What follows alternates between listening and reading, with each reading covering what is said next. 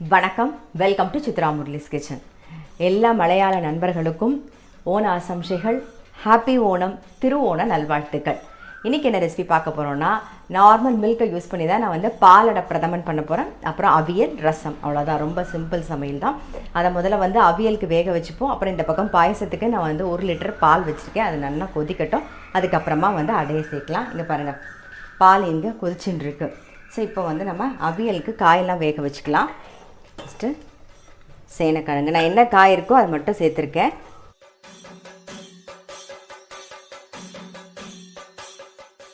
காயெல்லாம் அழகாக இந்த மாதிரி கட் பண்ணிக்கோங்க, அப்போ தான் நல்லாயிருக்கும். முருங்கைக்காய், கேரட்டு, பீன்ஸு, அவரைக்காய், சவ் அப்புறம் வாழைக்காய், உருளைக்கிழங்கு.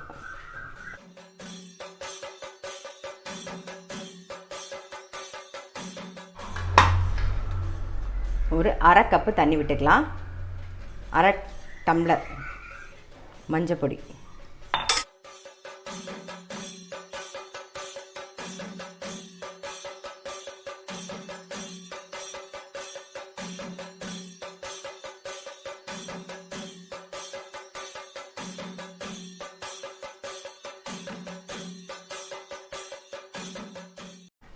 அவியலுக்கு வந்து சில பேர் மஞ்சப்பொடி யூஸ் பண்ண மாட்டாங்க. பட் நான் வந்து மஞ்சப்பொடி யூஸ் பண்ணுவேன். ஸோ அது வந்து உங்களுடைய விருப்பம். நீங்கள் யூஸ் பண்ணாலும் சரி, யூஸ் பண்ணலைனாலும் பரவாயில்ல, உங்கள் விருப்பம் அது.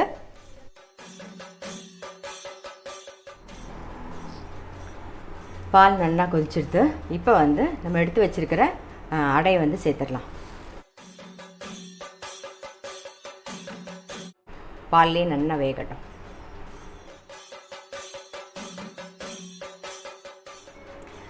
அடையை சேர்த்துட்டு ஒரு கிளறிட்டோமா. இப்போ வந்து அதோட சர்க்கரையும் சேர்த்துடலாம். சர்க்கரை ஸ்வீட் வந்து உங்களுக்கு தகுந்த மாதிரி பார்த்து போட்டுக்கோங்க. நான் வந்து 1 கப்பு அடை எடுத்துட்டேன். அதே கப்பில் 1 கப்பு வந்து சர்க்கரை வந்து சேர்த்துருக்கேன்.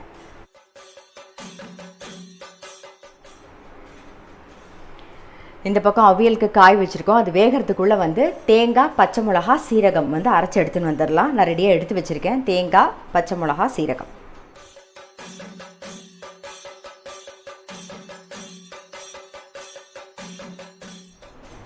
தேங்காய், பச்சை மிளகா, சீரகம் அரைச்சாச்சு. ஸோ அதை ஓரமாக வச்சுருவோம். இந்த பக்கம் காயும் வெந்தெடுத்து அதை எடுத்து வச்சுருவோம். ப்ரெஷர் அடங்கினதுக்கப்புறம் பார்க்கலாம். அதுக்குள்ளே ரசம் வச்சுக்கலாம். பாயசமும் வந்து நீங்கள் நடுவில் வந்து கிளறி விடுங்க. அப்போ தான் அடி பிடிக்காமல் கரெக்டாக வரும். இப்போது நான் எப்பயும் சொல்கிற மாதிரி ஒரு தக்காளி, கொஞ்சம் உப்பு, கருவேப்பிலை கையில் கசக்கி வச்சுருக்கேன். இதில் வந்து ரசப்பொடி 1 ஸ்பூன் சேர்த்துக்கிறேன். அப்புறம் புளி தண்ணி வந்து ஒரு சின்ன நெல்லிக்காய் சைஸில் புளி தண்ணி, கொஞ்சம் மஞ்சப்பொடி.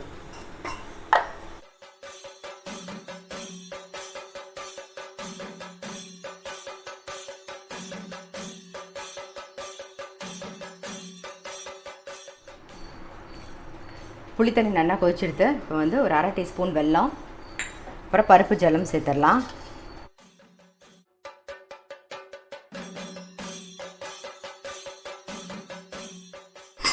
கொஞ்சம் கொத்தமல்லி. இதுக்கப்புறம் ரசம் வந்து நுரைச்சி வரும்போது ஆஃப் பண்ணலாம்.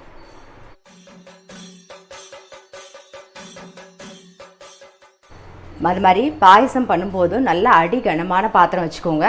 அப்போ தான் வந்து உங்களுக்கு அடி பிடிக்காமல் கலரும்போது ஈஸியாக வரும். ஸோ அதனால் கூடிய மட்டும் அடிகனமான பாத்திரம் வச்சு, குக்கரோ இல்லைனா வேறு ஏதாவது கடாய் கூட அடிகனமாக இருக்கும், அதுவோ எது வேணாலும் வச்சு நீங்கள் பண்ணலாம்.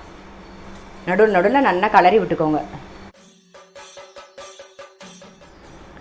ரசம் பொங்கிடுது. ஸோ இறக்கிடலாம். நெய்யில் வந்து கடுகு, சீரகம் தாளிச்சிடலாம்.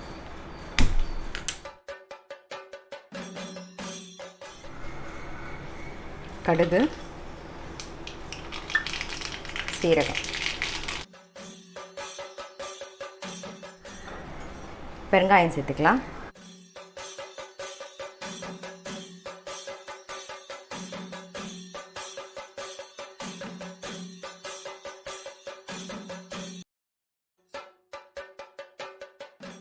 இப்போ வந்து ரசம் ரெடி ஆகிடுது. அடுத்தது நம்ம வந்து அவியல் வந்து ரெடி பண்ணிக்கலாம்.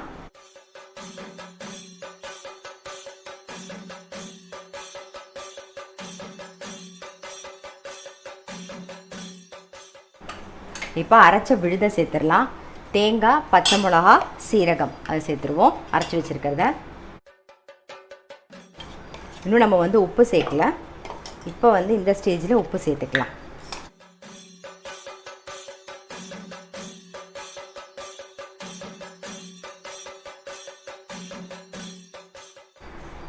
நல்லா மிக்ஸ் பண்ணிவிட்டு ஒரு கொதி விடுவோம்.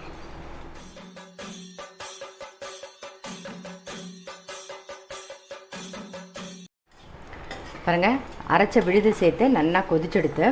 ஸோ இப்போது ஒரு கரண்டி தயிர் எடுத்து வச்சுருக்கேன், அது சிலிப்பி வச்சுருக்கேன், அது சேர்த்துடலாம்.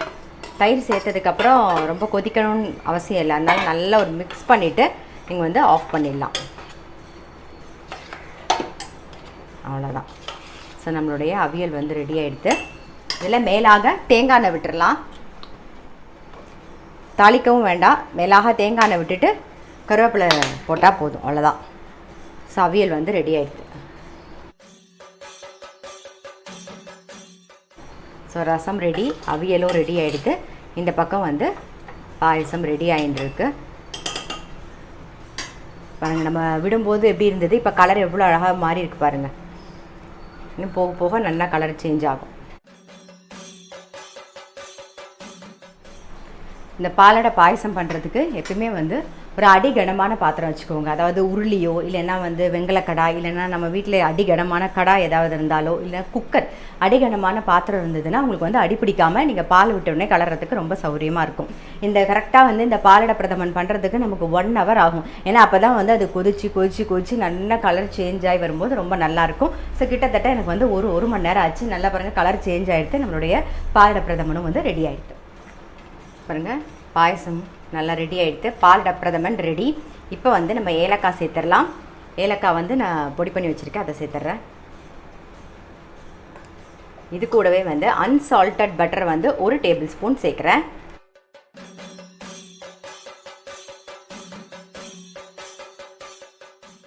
அவ்வளோதான், அடுப்பை ஆஃப் பண்ணிடலாம். ஸோ நம்மளுடைய பாலடை பிரதமன் ரெடி ஆகிடுது. இன்றைக்கி என்ன ரெசிபின்னு பார்த்துருப்பீங்க. பருப்பு ரசம், அப்புறம் அவியல், பாலடை பிரதமன். ரொம்ப சிம்பிள் சமையல் தான். கண்டிப்பாக பாலடை பிரதமன் இந்த மாதிரி நீங்கள் பண்ணலைன்னா கண்டிப்பாக வந்து ட்ரை பண்ணி பாருங்கள். எல்லாருக்கும் வந்து ஹாப்பி ஓணம், திருவோண நல்வாழ்த்துக்கள். ஓண ஆசம்சைகள்.